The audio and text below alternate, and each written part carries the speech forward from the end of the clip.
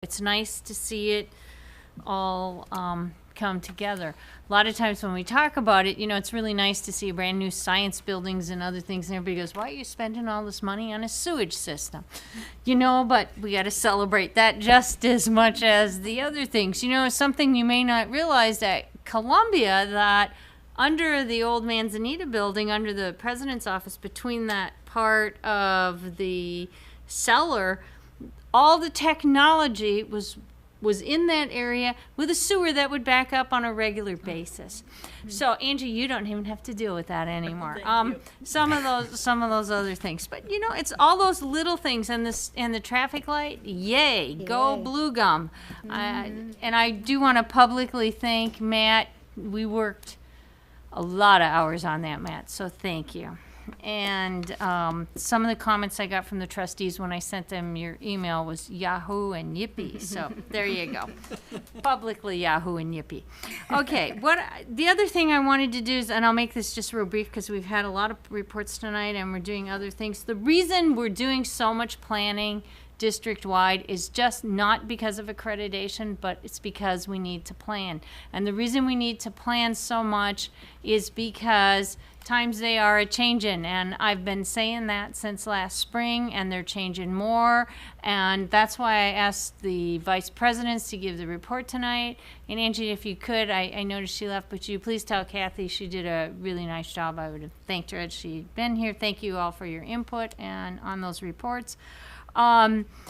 We really do need to look at that, and we really need to look at our enrollment management. It is absolutely critical. And some of the comments and some of the feedbacks I get when I have been on the campuses, oh, well, we don't have to worry about it. Everybody's enrollment is down. No, it is not. Some schools are having incredible enrollment increases, and I got to tell you, they're the ones that are going to get the money. And I didn't even have a tag team with Teresa on her budget presentation tonight, but we have talked about this all summer. So, but if we do not get our FTEs up, and if we do not look at a different way of doing things, we will have to contract. And that's, it is up to the colleges, it is up to your enrollment management groups, how you're going to move forward on this. But I got to tell you, we cannot continue to operate the way we are right now if our FTS numbers do not change. And what I wanted to do is have everybody get a little bit more of an understanding of enrollment management. So I have asked Gina and Angie, not Gina, never mind.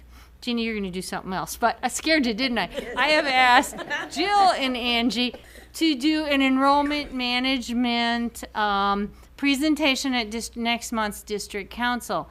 And I have seen it before in a different venue, but I've asked him to tweak it a little bit for district council and to really give you an idea of the necessity of enrollment management and how we look at our classes.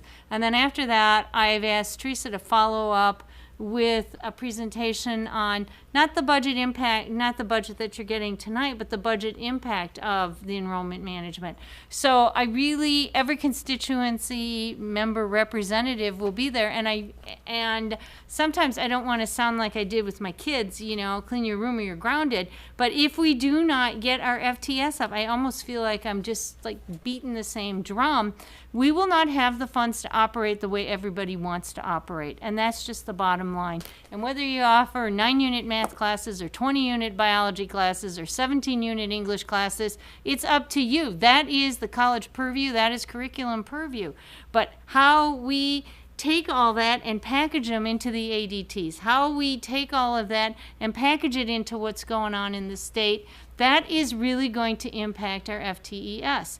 And I'll go into more of this in district council, but I just wanted to kind of whet your appetite on where we're going with some of these items.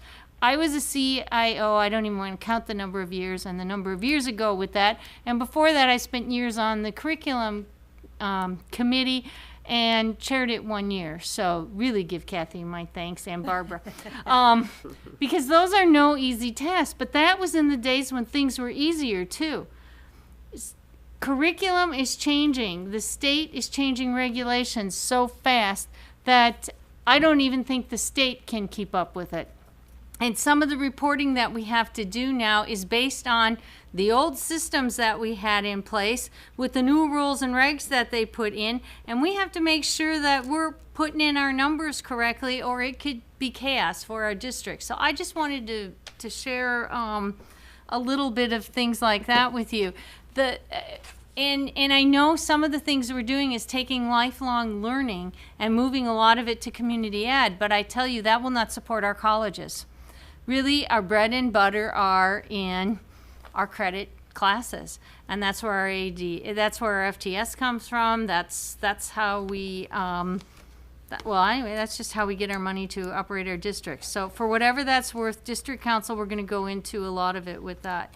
The other thing I just wanted to say, as a counselor, and in my heart, I'm still a counselor, because I just started there and spent so many years with it. To hear a counselor pass, as we did here at MJC, and to hear the impact on it, you know, it really does warm my heart, because a lot of times people say, well, why do you put all that money in student services? And they're even on the wrong side of the 50% law. And why do we do all these things? And, you know, it's because of all the stories here. Those are the connects. Those are the people. And if you want to know, and, you know, the teaching faculty may not want to hear me say this, but if you want to know whose class to take, ask a counselor. Because I tell you what, the students will come in and tell you every time, here's somebody who will help you, or here's somebody who's not interested in students, or here's somebody who does this. And even though 90%, I'd even say 99% of the faculty are outstanding, sometimes students don't get somebody that they connect with, and we hear comments like you made tonight, Andrew. So thank you for speaking up on that. That took real courage, and I commend you for that. People don't always want to hear things like that, and but sometimes when you get feedback, you know, you don't have to take it as critical. You could take it as, you know, even if one student had one bad experience, and maybe it was even, forgive me, Andrew, but the student's fault, you know, that goes out to 20 other students. And so you have to constantly be working to make sure that perceptions are not keeping people from classes that they need to take, or from doing what they need to do too. And so it's an ongoing kind of a cycle. And I just wanted to make a comment on that. The other thing I wanted to say with respect to the students is, tonight, Jill and I were looking out the window, and it was just so heartening to see the Columbia College students and the MJC students walking together and coming over to the board meeting together. And it's just, it's really sweet. I know you guys, it really is nice. It really is sweet, rather than to see these two different entities. And the one advice I'd say to the students, if you can't get a class at one college and it's available at the other, don't be afraid to cross-pollinate. And that's the way you're going to get through school a little bit better, and you might open your eyes to a whole new experience visiting one of the other campuses. And what you're doing now with that joint meeting will enable students a lot more flexibility. The other thing I wanted to say, and I'd be remiss not to do it, is to say congratulations to our 3 board members who have ran unopposed. And so they don't need an election, which means I have more money in my chancellor's account to do wonderful things for. We don't have to pay for the election. So let's say, give congratulations to Area 1, Dr. Lynn Martin, Area 2, Mr. Don Viss, and Area 4, Mrs. Andy Martini. Let's give them a round of applause. And let's see, did I say anything else here?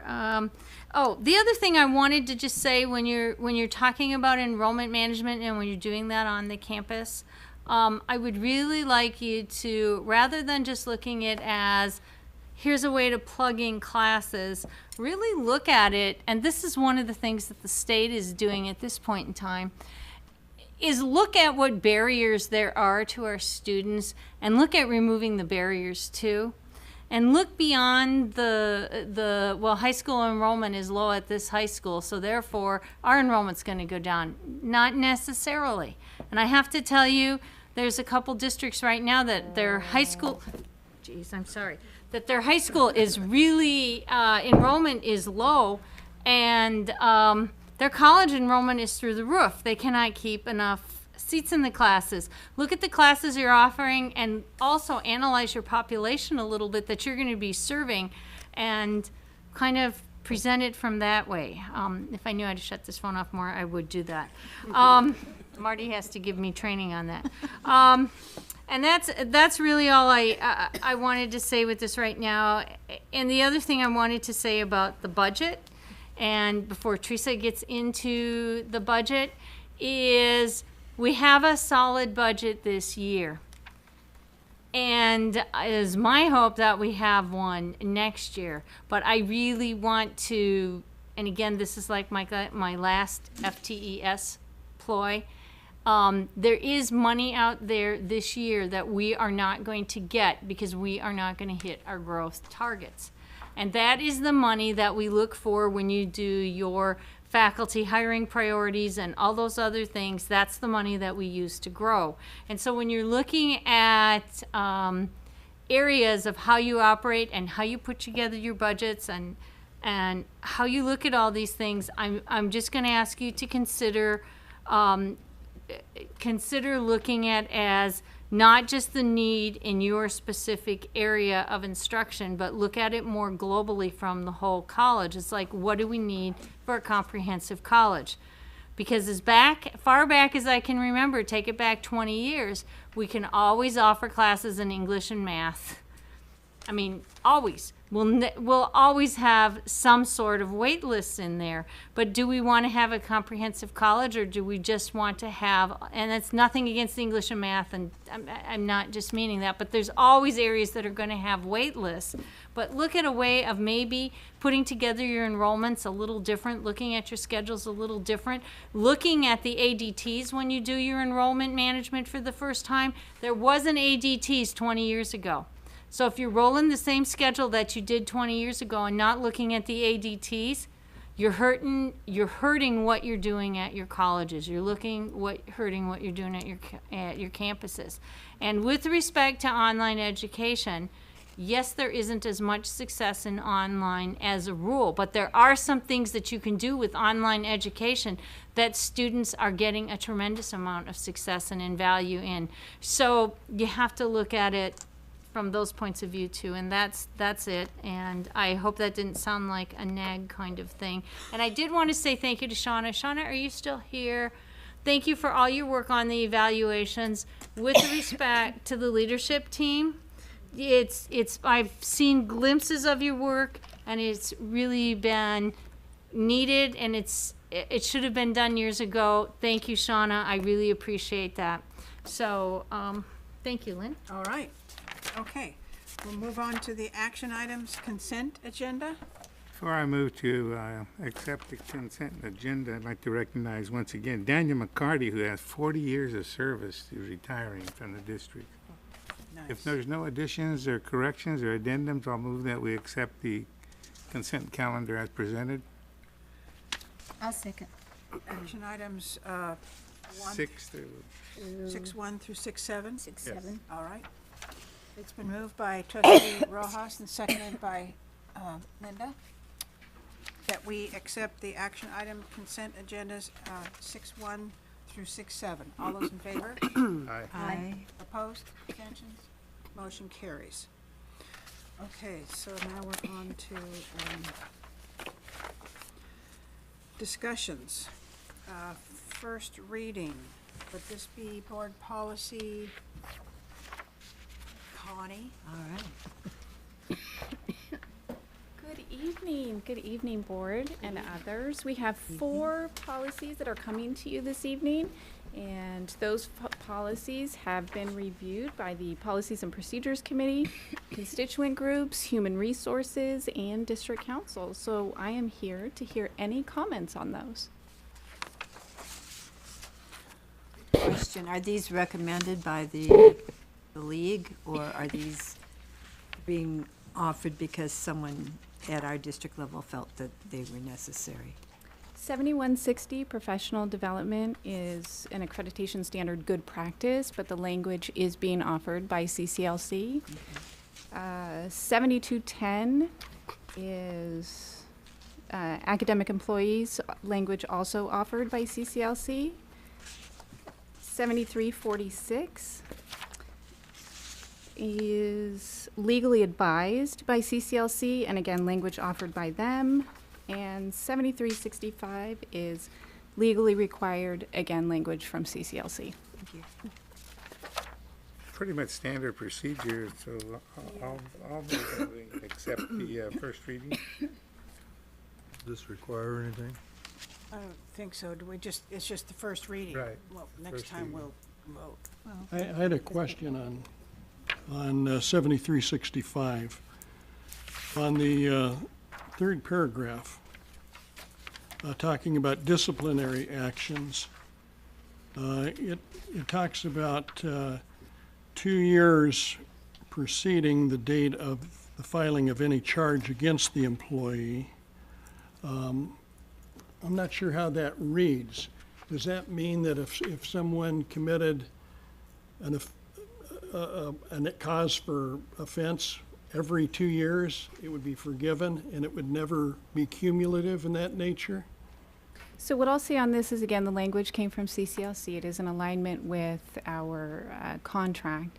And then I'd ask if Vice Chancellor wanted to take that specific question, or I can bring some information back to you. And Gina might have a input on that, if not this meeting, maybe the next reading that we do.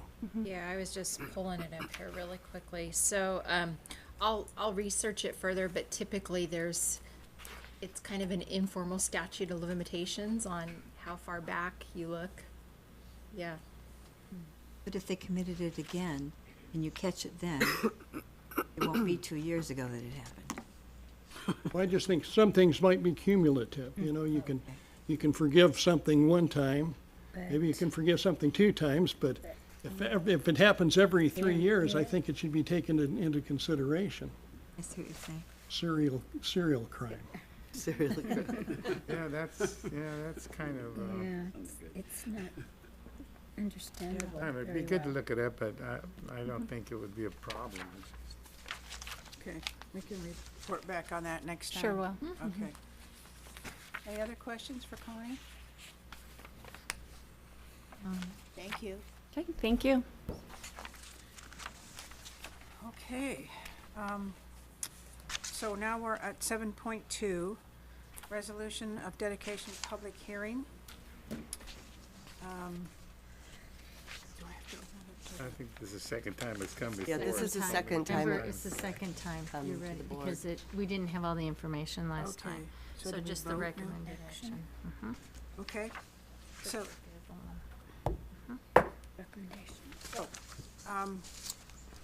do I need a motion? Oh, we need a motion, I'll make that motion. Okay.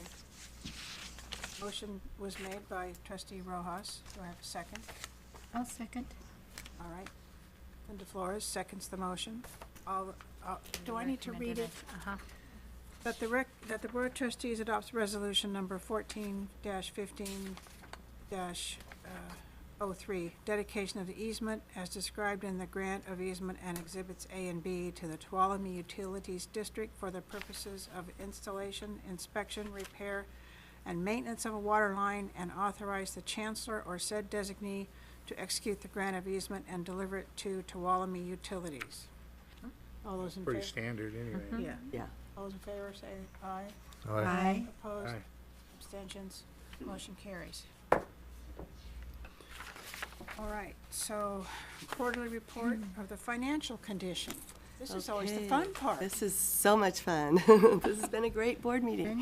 What you have before you, I won't spend a whole lot of time because, again, this is the final quarterly report, and I'm going to go right into the final budget for the year, which also has all the final transactions. But what you see on this report, this is the report we submit to the State Chancellor's Office.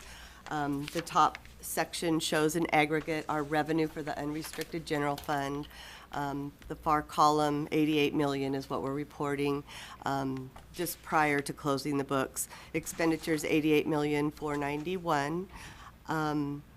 Then moving on down, you see that we report our full-time equivalent students. We've had quite a bit of discussion regarding our FTEs tonight.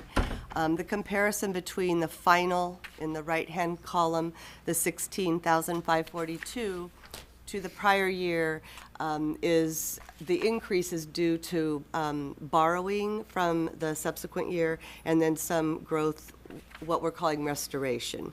So that brings us up to the growth that we allocated in those budgets. You can see our cash balances in the next section. We ended the year with $16,500,000 in cash. Those deferrals are being bought down, as I'll mention in a moment. And then on the second page, once again, you can see that we are answering no to have we had any significant events, any new transactions, short-term borrowing, long-term borrowing, and also have we settled any negotiating agreements that would have a fiscal impact, and again, the answer is no. So with that, we just ask for your approval to submit this to the state. And like I mentioned, I will go into further detail. I need to thank Sarah Schrader, our controller, who has been putting many hours in getting these books closed this year. You know, she's fairly new to this position, but you would never know it to watch all the work she's accomplishing. So thank you, Sarah. All right. I'll make the recommendation that we direct So staff we need a to public hearing, excuse me. Oh, the public hearing first. Okay, public hearing. Hearing none. Close the public Okay, hearing. now I recommend that we direct staff to submit a copy of the required report to the California Community College Chancellor's Office. I'll second. All right, it's been moved and seconded that we approve the financial report. Thank you. Jan, did you get the first and second? Yes, I did, thank you. Okay. All those in favor? Aye. Opposed? Abstentions? Motion carries. All right. Here we go. Okay.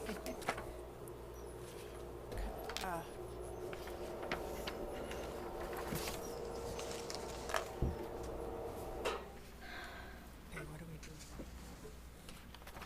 Thank you.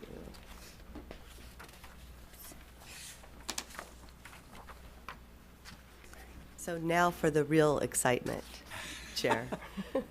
I do want to thank the colleges too for that presentation on curriculum. It was very good, so thank you. It's amazing all the work that goes into those transfer programs and all the work that goes into the courses. So it helps me understand a little bit more of what we're struggling with here.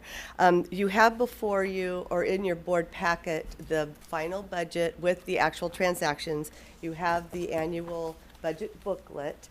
And what we did pass out as well is the PowerPoint presentation. Normally I don't do that. We were having a little bit of technical problems earlier, so better safe than sorry. So you'll see all of the slides up here, but this is for your midnight reading a little bit later. So we will review the final 14-15 budget. Again, just showing you where to go on our Fiscal Services webpage for all of the information, all the budgets we've prepared, tentative, final, and prior year information. And then you can drill further if you like at some point and go into the controller's office and all the forms we use, etc. This gives you a little information on what we have online for you. So to begin with the 14-15 budget, it was Senate Bill 852 that was signed by the governor on June 20th. And it was the fourth year in a row that we've had a budget signed on time. I'll probably stop telling you that, but it was like for 20 years in a row, we never had a budget on time. And I know I've said this, so I probably won't repeat this again, but just again, once the legislation passed that our lawmakers were not going to be paid, we were having budgets on time. But I will add for this year, and it's my final bullet on this page, the 2 prior years, if not 3 prior years, the budgets were built around what we were calling some erroneous revenue projections. And so there, a couple years we had the triggers, 1 year we had the Prop 30 on the line. So this year we are looking at a state budget that is predicated on no triggers and hopefully more in line estimates for revenues and expenditures. The total state budget is $108 billion, and it's $12 billion higher than the prior year for the state. For community colleges, we have talked quite a bit about our access growth allocation, statewide 2.57%, and that's 140 million statewide. And then the COLA is at 0.85%, just under 1%, which is 47 million, 0.3 system-wide. Categorical programs, there's several of them, but for this current year, there are two fairly new. The 100 million in triple SP, we've talked quite a lot. You've heard both colleges make presentations on the student success. Much of it is a carryover from matriculation dollars, the term we've used again for many, many years. However, with triple SP dollars, there are all kinds of accountability measures that we need to meet and report to the state in order to keep that money. And then the 70 million in student equity plans, that is new as well. And we just learned today that the allocations are being made, but the cash, the funding isn't coming to us until we submit our equity plans, which both colleges are working on and very close to completing. So we'll participate in those funds. Again, on the state level, over the last several years, we watched the deferrals, those cash borrowings, if you will, from the state against the community colleges and K-12 rise almost to $1 billion. The last two budgets have bought down, or we call it buying down, the cash deferrals, and the state has yet bought down an additional amount, leaving only 94 million, which is a wonderful, wonderful feeling when we're watching cash flow. Because you can imagine almost $1 billion in cash not coming to our districts timely was very problematic. We did receive 148 million statewide in deferred maintenance. Sometimes we call it scheduled maintenance. You've heard many of us over the years interchange terms. We don't make those up. The state every now and again will just change and add a new term.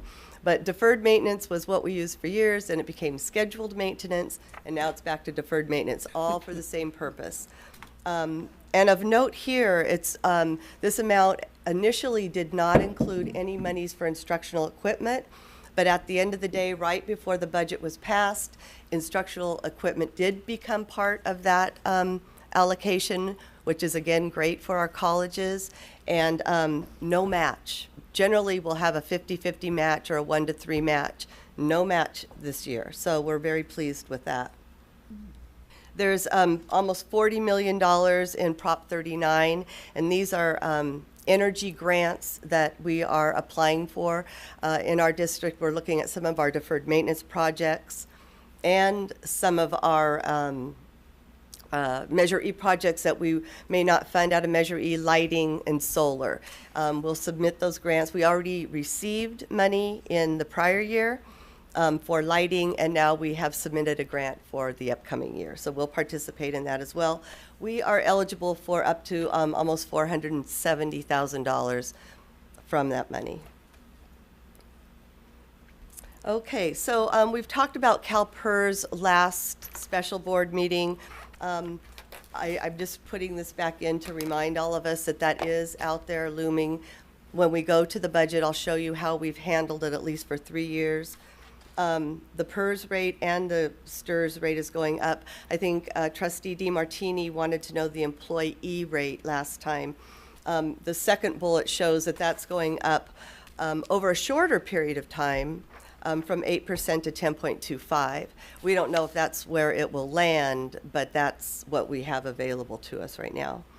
And YCCD's share of that employer cost over the next 3 years is $1.4 million. CalPERS is going up as well. We talked about that. Our share will be $1.33 million over the next 3 years. And so what we're doing is we're taking the money out of the fund balance reserve and reserving it specifically for CalPERS and CalSTRS increases. And that's what we've been having as contingency funds. So we have it covered now for the next 3 years. And we'll show you that in the ending fund balance. But what I need to keep saying, so pardon me if I'm a broken record on this. The fact that we've reserved it, it's still, once we put this money in our budgets, it doesn't mean we have the revenue to match it. So as new revenue comes into the district, we need to be very, very careful to first earmark covering these increased costs. But what we've done is protected the district for at least the next 3 years, should the bottom fall apart again, either in the state or we don't earn any new money, so that we can pay those increased costs, which gives us some time to strategically plan out the following 4 years. So the state does continue to reinvest in education, and thanks to Prop 30, as we all know, we did have an influx of revenue. But again, keep in mind that those increases in taxes do expire. And actually, the sales tax will expire in 2016 and the income tax in 2018. The way the state and the state chancellor's office and Department of Finance are looking at this as the economy grows, the plan is that they will offset those sunsetting taxes. We've not seen number runs. We've not seen those estimated increased revenues. Frankly, when I say we, the CBO group, we haven't seen those projections. But at the statewide meetings, that's one of the discussions that continually takes place. That as the economy grows back, and we just saw that even our community college budget is funded at 12 million higher than the prior, 12 billion higher than the prior. So that is the plan, but we nonetheless need to be very protective and watch that as we're planning out in the future years. I did report previously, I'm not sure if it's on one of my slides, our share of that right now in our budget is about $12 million of our total state apportionment. So for Yosemite Community College District, our 0.85% COLA, it was at 0.86. They dropped it to 0.85. $714,000. FTES growth, as we mentioned earlier today, we're not counting on that in the budget. That doesn't mean we can add growth money right back in as soon as we see any growth in our colleges or at our colleges. We're eligible for 2.75 or 2.75%, and that's just a little over $2 million if we were to grow in credit FTES. Ongoing costs, we have funded the step and column costs in our budget, $574,000. We're funding for the increased medical benefits. We're funding for the current year that we're in, the current fiscal year. That's not part of the 3-year reserve for PERS and STIRS, so that's in our expenditure budgets. And then we've made some energy projections, kind of based on, well, not kind of, it's based on both rate increases and new facilities coming online, because as we put these beautiful new buildings online, they take power to operate them. And I will say that Judy Lanchester and Tim have done a fabulous job taking over the projections for energy. It's not an easy task, as you might imagine, with all of the meters, both in Modesto and up at Columbia College. So I feel confident that when I'm looking at the estimates for increased costs in energy, that they're going to be pretty right on. Again, unless, weather just is, does something that we're not predicting or is not in our historical records. So we're putting $75,000 in for that. As I mentioned, our new revenue is about $714,000, leaving out of balance in the current budget going forward of about $550,000. Again, as Joan pointed out, we did have reserves set aside, so we're not really concerned at this point covering those costs because, as you'll see, we still hold some money in the unreserved fund balance. We also made some one-time adjustments, and you hear me frequently talk about one-time. Again, not to belabor that term, but that truly means what it sounds like. It's one-time money that came out of the fund balance that is not going to be replaced unless we have new revenue. But we're putting $350,000 into our technology upgrade. It's our conversion from the current Oracle system to SQL. and I won't try to pretend I'm the expert on that. You have the expert right over here. But Marty's worked out a budget over a period of years. But actually, when we looked at the budget, we thought, let's fund it up front. Modesto Junior College has contributed to part of that conversion. And so we're putting that in the budget as a one-time item, which will come right back out next year. And the same with the two colleges. We're funding one-time expenditures for the colleges to use as they see fit.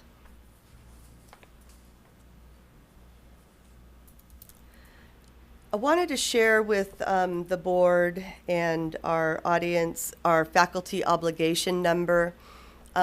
When we talked about the maze of regulations a couple months ago, and I talked about the 50% law, 75-25, and the FON.